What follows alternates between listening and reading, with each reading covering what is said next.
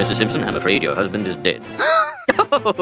April Fool's. In the morning, Bart woke up in horror to find he was blind. Oh no, I can't see. I'm blind. Blind! Homer had ripped off the tape from his eyes. April Fools! Homer was once again by the fridge, watching Bart drink the expired milk inside. April Fools! Bart, furious, swore that he would get back at Homer. However, his prank was immediately uncovered by Marge. Bart began to observe Homer's fatal weaknesses. Up here, my one weakness. My Achilles heel, if you will.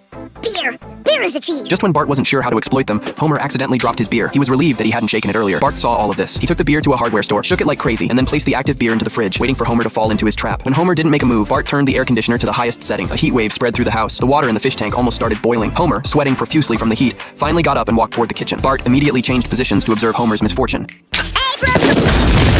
The police quickly noticed something was wrong. Sheriff Clancy ran over to check the situation. Homer was rushed to the emergency room. The doctor said Homer might not be able to walk again. Row, row, row your boat gently down the stream. Homie! Marge!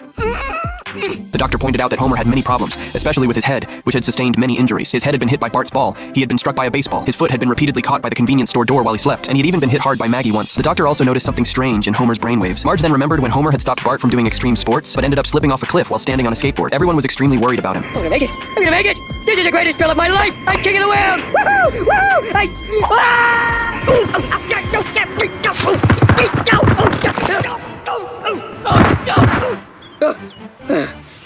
The helicopter arrived late, struggling to pull Homer up after a bumpy ride, but the ambulance crashed into a tree, and Homer fell off the cliff again.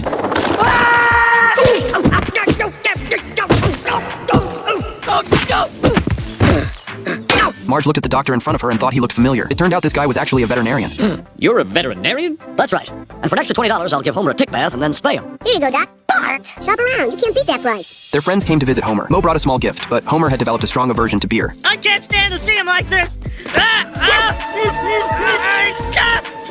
Homer, in his wheelchair, began to worry about the future. Marge comforted him, saying that although their marriage had experienced cracks, it had healed. The doctor tried many different methods, but none of them helped Homer stand up. The doctor, in despair, left. But Homer, seeing the chocolate from the vending machine outside the door, struggled to get up and walk toward it. The chocolate, however, got stuck inside. Homer punched and kicked the machine and fell down with it, causing the chocolate to spill out. It was so sweet that Homer fainted. Abe sat at his bedside, sadly lamenting, asking why the world couldn't accept the beauty of Homer.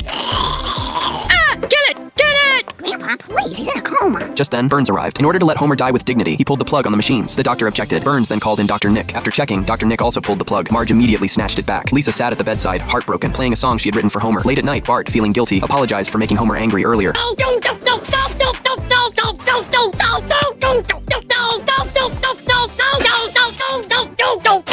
He then confessed to his April Fool's prank. Dad, it's all my fault. I shook up that can of beer. Upon hearing Bart's confession, Homer showed a slight reaction. The EKG showed Bart's image. Homer slowly opened his eyes. You little... Homie, you're all right. You're a family again.